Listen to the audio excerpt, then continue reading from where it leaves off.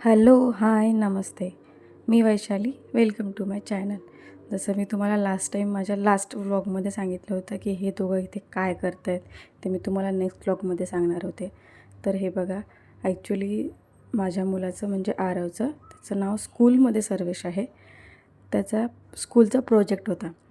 त्यांच्या स्कूलमध्ये science exhibition होतं, त्यामुळे त्यांना इंडिव्हिज्युअली प्रोजेक्ट करून आणायला सांगितले होते. तर त्याने प्रोजेक्ट तर 5-6 दिवसाआधी रेडी करून ठेवलेला. त्याचं टेस्टिंग वगैरे सगळं झालं होतं. तर फक्त त्याला आपल्याला प्रेझेंटेबल बनवायचं होतं. तर ॲनिव्हर्सरीवरून आल्यानंतर आम्ही रात्री ते अचानक लक्षात आलं की उद्या प्रेझेंटेशन आहे.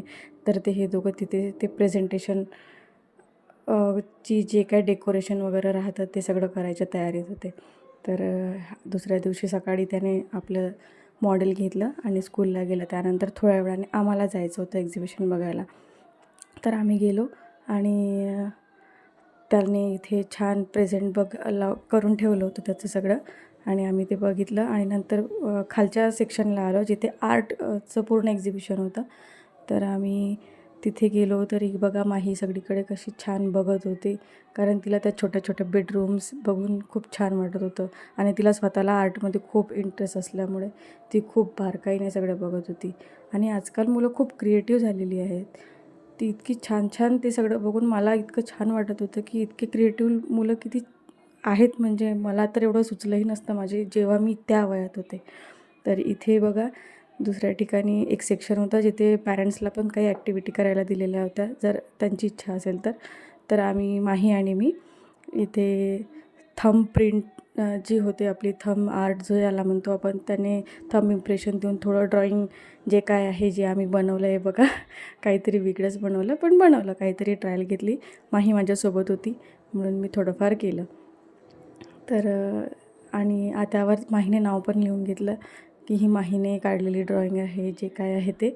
आणि ते सगळं आटोपल्यानंतर आम्ही थोडं बाहेर आलो तर इथे लाईव्ह ते याला आय थिंक स्कल्पचर म्हणतात, हे चालू होतं आणि साईडलाच इथे स्केच काढणं चालू होतं लाईव्ह आणि सगळे पॅरेंट्स ते बघत होते.